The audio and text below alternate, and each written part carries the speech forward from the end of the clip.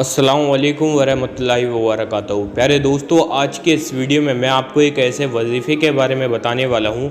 देखो, आज के इस वीडियो में जिस वजीफ़े का जिक्र करूँगा, जिस वजीफ़े को बताऊँगा, सबसे पहली बात बता दूँ कि वो वजीफ़ा कोई ज़्यादा लंबा नहीं है, वो अमल कुछ ज़्यादा लंबा नहीं है, सिर्फ 10 मिनट का अमल रहने वाला है। और उस अमल से कितना फ़ायदा होता है, इस बात की जानकारी आपको दे देता हूँ। देखो मेरे प्यारे अजीज़ दोस्तों, आज के इस वीडियो में आपको बताऊँगा कि अगर आप लोगों के ऊपर इतना कर्जा हो चुका है कि आप कर्जे में डूब चुके हो, आप कर्जे में लथपथ हो चुके हो, आप निकल नहीं पा रहे, या फिर ऐसा होता है कि आप कमाई अच्छी करते हो, आपके पास सही पैसा आता है। पहले ऐसा होता था कि आप जितना कमाते थे उसमें से कुछ बचा लेते थे, कुछ सेव कर लेते थे, सेविंग अपनी कर लेते थे। लेकिन आपके साथ में अब कुछ ऐसा होने लगा है कि अचानक से आप जितना भी रुपया कमाते हो वो आपका सारा कहीं ना कहीं कभी कोई परेशानी आती है, कोई तकलीफ आ जाती है, वो सारा पैसा आपका ख़त्म हो जाता है। ठीक है, आपके पास में कुछ भी बचाने को नहीं रहता। या फिर ऐसा होता है कि आपकी कमाई तो हो रही है लेकिन जितनी पहले कमाई हो रही थी उतनी कमाई अब नहीं हो रही। खैर व बरकत नहीं है कमाई के अंदर, दुकान के अंदर खैर व बरकत नहीं है, या फिर आप जिस भी काम को चाहते हैं वो काम बिगड़ जाता है। आज की इस वीडियो में मैं आपको एक ऐसे वजीफ़े के बारे में बताने वाला हूँ मेरे प्यारे अजीज़ दोस्तों। अगर आप लोगों ने उस वजीफ़े को सिर्फ एक मरतबा कर लिया, सिर्फ एक मरतबा, 10 मिनट का वजीफ़ा रहने वाला है, उस वजीफ़े को किस तरीके से करना है, क्या क्या शर्त रहने वाली है, आज के इस वीडियो में पूरा बताने वाला हूँ।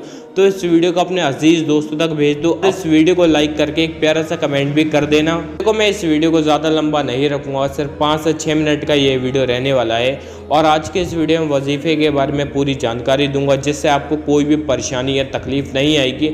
अल्लाह के रहम और फजलो करम से अगर आप लोगों ने इस वजीफ़े को सिर्फ एक मरतबा पूरा कर लिया तो आपको किसी भी बात की कोई तकलीफ़ नहीं होगी। तो देखो, सबसे पहले बता देता हूँ कि इस वजीफ़े को करने का जो तरीका है वो क्या है। अगर आप फ़जर की नमाज़ पढ़ते हैं तो सबसे बेहतरीन यही रहेगा कि आप अगर फ़जर की नमाज़ के फ़ौरन बाद इस वजीफ़े को करते हैं तो ज़्यादा बेहतर रहता है।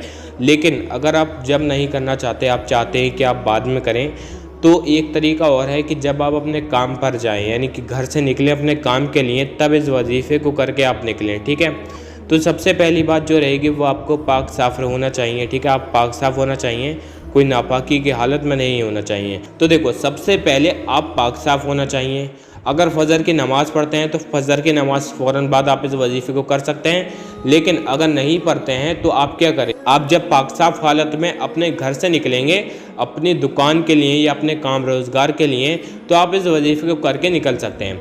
तो देखो, इस वजीफ़े को करने का जो सिंपल तरीका रहेगा वो ये रहेगा, सबसे पहली मरतबा आपको एक बार दुरूद शरीफ पढ़ना होगा।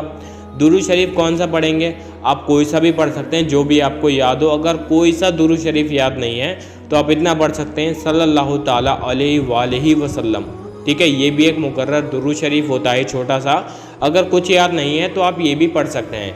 अब इसके बाद बात आती है यहाँ पर वजीफ़े की कि आप वजीफ़ा क्या पढ़ेंगे। ठीक है, आपको पढ़ना क्या है।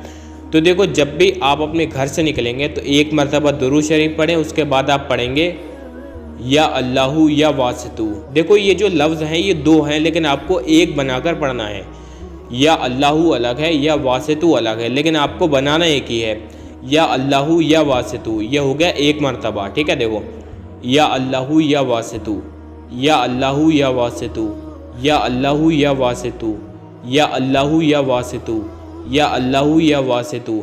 ठीक है, देखो, इस तरीके से अगर आपको कोई भी समझ में नहीं आ रहा तो लिख दूंगा। इस तरीके से आपको 41 मरतबा यानी कि 41 टाइम्स आपको पढ़ लेना होगा। और जब आप इसको या अल्लाहु या वासितु को पढ़ लेंगे तो पढ़ने के बाद में जो आपने शुरू में दुरूद शरीफ पढ़ी थी, जो भी पढ़ी हो वही दुरूद शरीफ अब आप एक मरतबा पढ़ लेंगे लास्ट में। ठीक है, अब जब आप इस दुरूद शरीफ को पढ़ लेंगे, एक मरतबा शुरू में पढ़ लिया, एक मरतबा लास्ट में पढ़ लिया, बीच में पढ़ लिया या अल्लाहु या वासितु 41 मरतबा। फिर आपको अपने हाथ उठाकर दुआ मांगनी है। आप जिस भी काम के लिए जा रहे हैं उसके लिए आप दुआ मांग सकते हैं। या अल्लाह, तू रहीम व करीम है, तू गफूर रहीम है, तू दिल के राज को जानता है। मैं इस काम के लिए जा रहा हूँ, बस मेरा ये काम बना दे।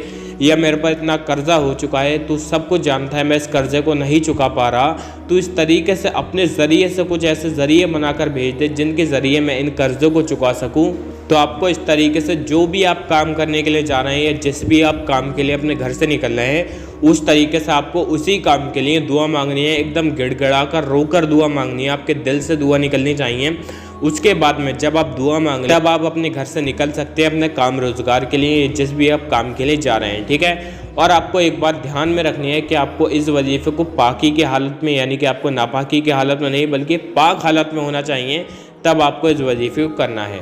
तो देखो मेरे अजीज़ दोस्तों, आप लोगों ने तो इस वजीफ़े को देख लिया कि किस तरीके से करना होगा। छोटा सा वजीफ़ा है, बाकी आप इस वीडियो को अपने अजीज़ दोस्तों तक भेज दो जिन्हें भी इस वजीफ़े की ज़रूरत होती है या फिर इस तरीके के वीडियो की ज़रूरत होती है। तो मेरे अजीज़ दोस्तों, आज के इस वीडियो को मैं यहीं पर ख़त्म करता हूँ। अगर आपको मेरी ये वीडियो पसंद आई हो तो वीडियो को लाइक करके कमेंट बॉक्स में एक प्यारा सा कमेंट ज़रूर कर देना। फिर मिलूँगा, जब तक के लिए बाय। अस्सलाम वालेकुम वरहमतुल्लाहि वबरकातुहू।